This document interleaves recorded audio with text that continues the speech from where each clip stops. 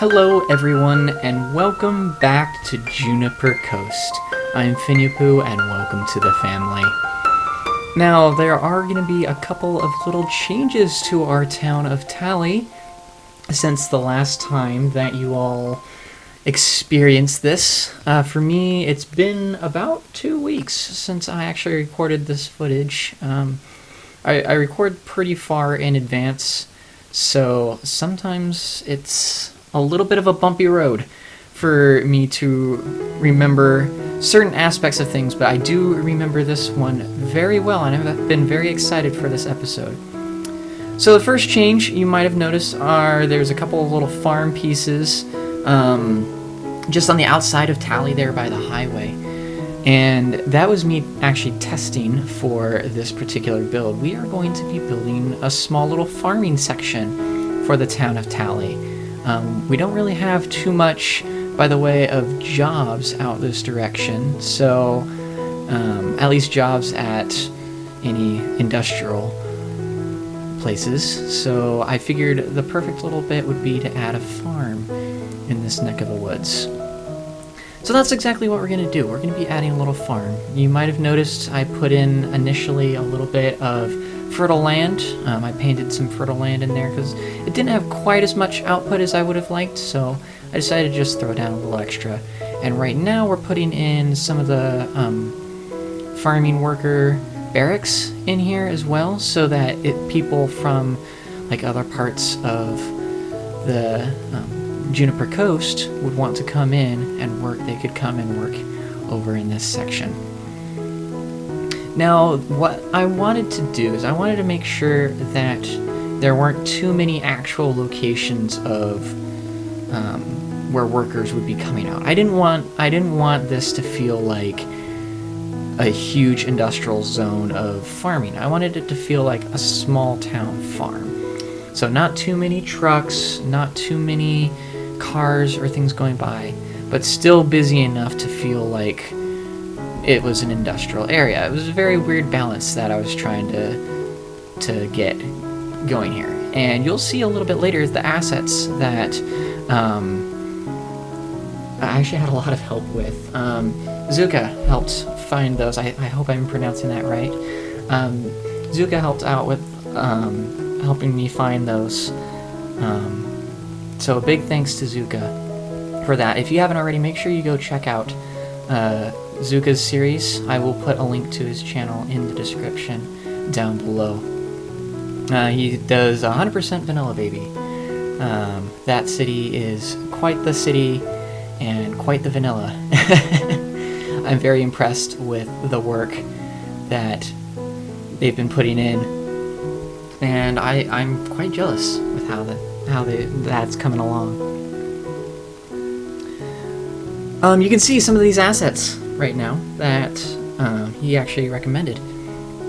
And these assets are in the Steam Workshop, and they are just placeable props.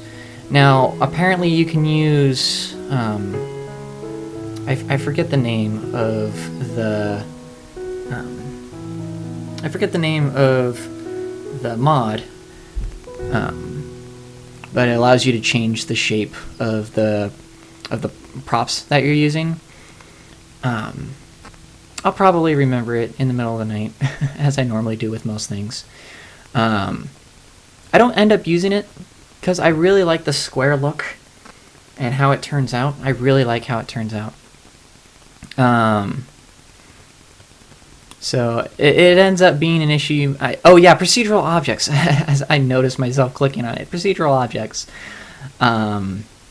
It doesn't really. I don't really understand it all that well right now. I still need to mess around with it a little bit and spend some time figuring that out.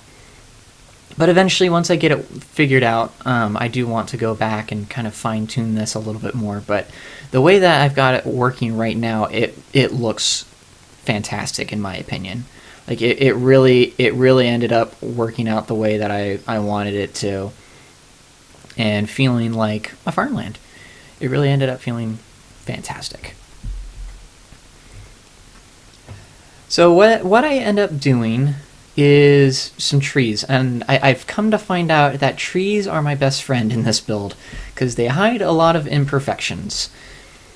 And that's what I ended up doing, is I ended up using a lot of trees and bushes and things like that. You can see me sort of messing around with some of these bushes right here to try to make it feel like I want it to.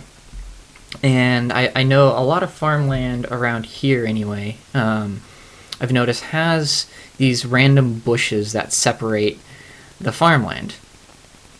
Instead of like fences, it's just like bushes are your fence. And sometimes that could be like sagebrush, that could be just actual like placed bushes, that could be like small trees, it could be a number of different things. So I ended up using these big bushes, I think they're called cluster bush or something like that, from the workshop, and it looks so good. Like it turned out so nice. I don't know why I keep defaulting to saying that, oh yeah, it just turned out so nice and here's what I did and it turned out so nice, but honestly, like, it's hard for me to describe it in any other way. Bushes can be your best friend when you're building, especially doing these little details. Instead of adjusting this land right here, I end up using Anarchy and I just put some bushes around the sides, and it kind of hides that pad of concrete from the ground and makes it kind of blend in a little bit more and feel like it should be part of that. So now I'm kind of defaulting back to those trees. As you can see, it kind of hides this little area. I kind of bulldozed those trees from the last time anyway. There used to be a lot of trees there. And that's sort of what I've ended up doing, is I ended up just putting in a bunch of trees and making that kind of fill in that area, make it feel more like a piece of land that was just sort of reclaimed by us humans for farming. And then I also kind of wanted to do something similar with the trees here. We have this orchard, it's, I believe, oranges that it's set to right now, and I wanted to have like some sort of trees here as well to sort of blend the orchard in with the rest of the kind of quote-unquote forest here. And I think it kind of turned out. It kind of turned out the way that I expected it to. Overall, though, like, this farm didn't take me all that long. This is obviously sped up for you. It's only a few minutes. I think 7 or 8 minutes right now. It didn't take all that long for me to do. Altogether, I think it was like 10 minutes for you guys, so it only ended up being about half an hour of building for me. You can make a really nice looking small farm in a pretty quick amount of time, if you really are putting your nose down and you're building out and just kind of enjoying yourself. I threw on some music when I was doing this, and it really helps. I also found the little, you saw me placing a field edge. It ended up helping sort of blend in the wheat a little bit, and it made it look like there was wheat instead of having this like gap between the ground. That helped out a lot. That genuinely helped out a lot. If you have like small rolling hills, it helps out a lot more. The asset does anyway, because it blends in with the terrain, which is great. However, the way that I had it didn't quite blend in the way that I hoped with the terrain, so we did some makeshift stuff and it ended up working out perfectly fine. I actually really like this, and you can tell over time as I'm getting things balanced and working the way that I want it to. Over time, like, the amount of trucks that come through are just about perfect. There's a few that kind of peel off the highway and come in and do what we need it to. This is just me deleting the farmland that I had here. I originally was wanting to put a second farm on that side, and I think you might see me doing that. Nope, okay, I guess not. I guess I did that before I recorded, but I did attempt putting in an actual farm in that location, and instead I decided to kind of let the trees consume the town a little bit more. I really wanted this town to feel secluded, and I feel like that pulled off really, really well. It reminds me of a lot of small towns near the Oregon coast. as you're going through the Coast Range, there's this town called Otis, kind of in the north central part of the Coast Range in Oregon, and it's super tiny. I think it's only like 1 or 2 stoplights, and that town reminds me a lot of that, even though in general it's a bigger town. Tally does remind me of that because it's kind of tucked in the woods near the coast, but not too close. And it was really it was really good. I think Tally is pretty close to finished. If you have any suggestions, though, of how Tally can be improved, please do let me know. Now, this was something I've kind of wanted to do. I've messed around with various designs of bridges in different locations on this map, and I just can't figure it out. Specifically, that's the Rainbow Bridge. I've mentioned it before in previous episodes, that the Rainbow Bridge is the bridge that crosses Niagara Falls from the American side to the Canadian side. And I've always wanted to put that into this map, but I can't figure out where.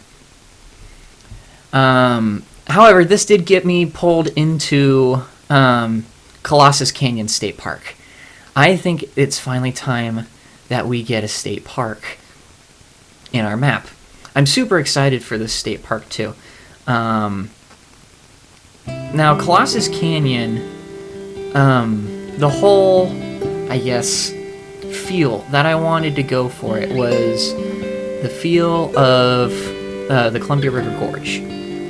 Now, the Columbia River Gorge, I-84, runs right alongside the Columbia River here in Oregon. And when I'm talking right next to it, I'm talking right next to it. It runs alongside the river for quite a few hundred miles. I think it's like 200 miles or so that it runs alongside, and it's super impressive, and it's beautiful scenery, and that's kind of what I wanted this dirt road to feel like. I wanted it to feel like it was running right alongside this lake up to where the falls start. So we have Colossus Falls right here, and I figured this would be the perfect place to sort of drop it off, have the dirt road dead end, and start our build. Now, the hardest part for me, but the most fun, is creating the walking path, where people would actually, obviously, be walking and hiking and enjoying the scenery. And the reason why I enjoy it so much is because it's something that I did a lot growing up. I did a lot of hiking, and this hiking, some of these places gave me a lot of ideas of how I would want to create sort of a nature reserve, or places that I would want to hike. And especially here, when I'm building, I'm kind of thinking of some of these hikes that I went on where they would go right up next to these falls, and you'd just be hiking right there, and the only thing between you and falling into the water is a small rickety fence. And those were some of the best memories that I had growing up, at least out hiking. Some of the best memories I had was just being out in the wilderness hiking. Now, I do end up expanding the state park a little bit. I think I might expand it out a little bit further in future episodes. I'm not 100% sure yet, but that's the extent of where I do for the time being. And right now, I'm putting in some hunting cabins. I kind of had 2 offshoots. I had one where the main hikes would be, and that would be up towards the falls. That's all the scenery. That's where people would want to go. And then I'd have these little hunting, fishing cabins kind of secluded away from that. Still part of the state park, still part of the nature reserve, and still having amazing views, as you can tell right there. But at the same time, I wanted them to feel kind of on their own, isolated. I still give a couple of places here. I think I put in a couple of view posts, a couple of balconies and stuff like that, where you can actually look out, where people would hike and go for the scenery and the taking pictures or whatnot. Here's one of those viewing decks right now. And I put those in there so you can kind of see what the angle would look like and what the different views would be. So now I go to the other side. This would be where most people would end up hiking, in my opinion. So obviously we've got like a campground here. I think I end up putting, there's that tower that I end up putting in. And I always, whenever I put in the towers, I always try to zoom in. You see me zoom in a couple of times at this point. But I always try to zoom in so I can say, okay, what will people actually be seeing when they are actually out and about viewing this? So like when I will eventually put that in, you'll see me zoom in. There I go. All right, so what does it look like? What does it look like? And to me, that's probably one of the only ones that I'm not happy with, but it does make the most sense to me because I'm like, okay, people would probably enjoy having just a short view of the falls, kind of sticking themselves out over the falls, if that makes any sense. People in the nature reserve, daredevils might want to bungee jump on that or something. I don't know. So now I've got a little fishing cabin over here towards the head of the falls. This is the furthest point of Colossus Canyon State Park. This will be obviously where the majority of people will end up coming for their fishing and just little bits of isolation. And I'd put a little shelter there for people who just wanted to go out and about that way.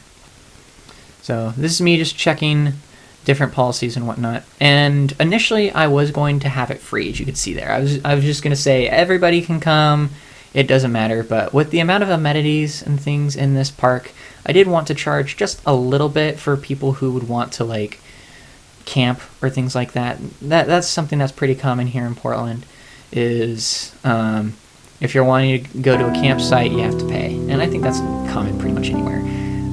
If you're wanting to go camping, you have to pay a little small fee to the state park in order to camp there.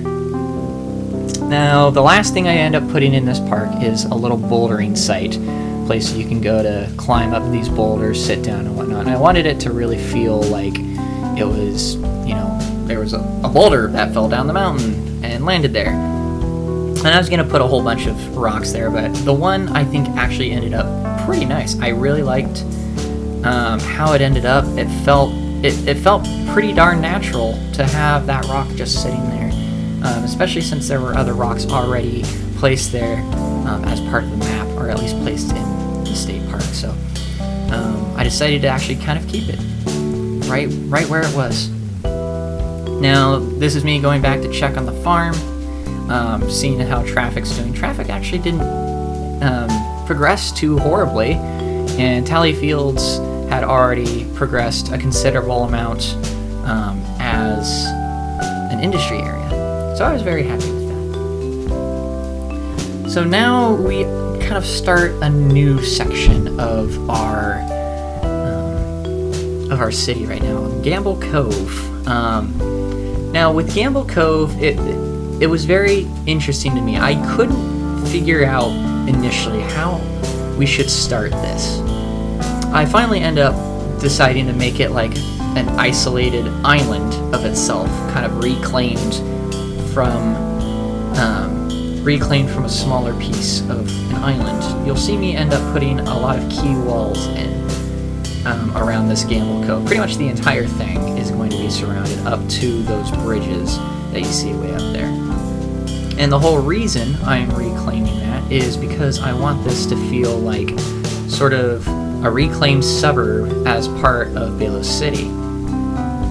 This whole section is going to be like additional land value for Balos City. And I think that was accomplished pretty well. I do think the key walls will need some adjustments later on, kind of height adjustments to make sure it's all even. But when all is said and done, it actually looks pretty darn good. I'm very happy with how it turned out.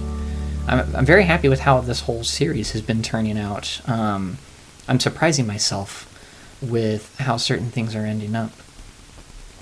So now the harder task for me anyway was trying to reclaim all this to make sure that different parts of the island weren't like sticking out past the quay wall. I didn't really want that.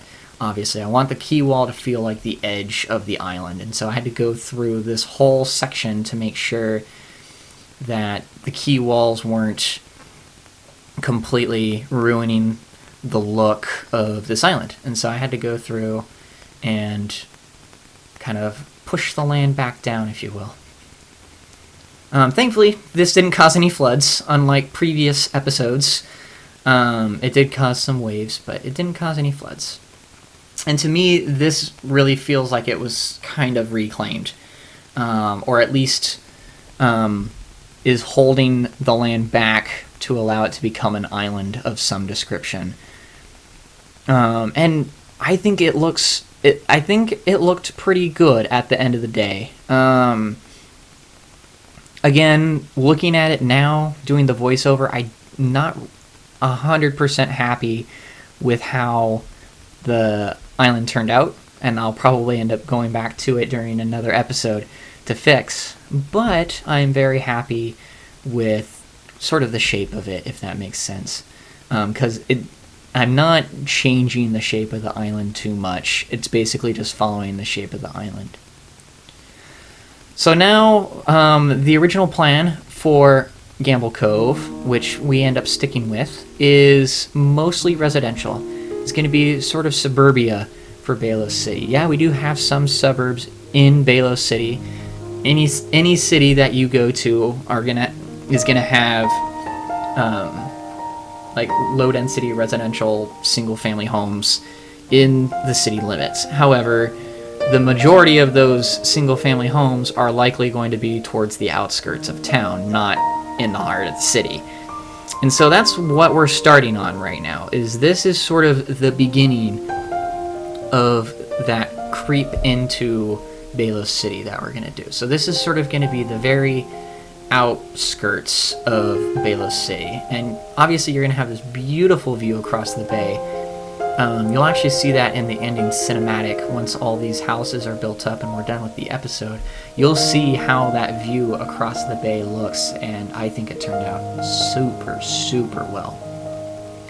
So Gamble Cove is going to be sort of our high-end part of town. Towards the outside, kind of higher class living. There's going to be lots of really nice amenities out this way. Granted, right now this is just sort of building out this area, and I'm going to ask you all for suggestions. What you think should go towards this part of Balos City, or in this case, Gamble Cove. What you think should be in this area. Me personally, I'm thinking zoo. I think a zoo in Gamble Cove would be amazing. We could build a little zoo area kind of towards the left side of this island, or I guess it would be west. It would be the west side. We ended up putting Tally in the north. So Tally is on the north side of the map, so this would be the west side of the island is going to be empty at the end of the day. Most of the building is going to be on the east side. So if you have any suggestions for the west side, please put them in the comments or in the Premiere chat. That would be much appreciated, because then we'll actually be able to kind of have a good idea of how we should continue the build. I really liked how this turned out. I ended up extending, and I had a little bit of a hard time with Roundabout Builder here. It wasn't doing what I wanted it to, so I ended up just manually, I believe, putting in a roundabout, or maybe I just left it as is. I can't remember, but it really did end up super nice. I really think that the low density residential, as we continue to build and spill out, it will definitely show how much progress we've made, and how I think it turned out really realistic. Why am I rambling? I don't even know why I talk over these right now. But you may have noticed throughout this episode I did end up putting in some background music.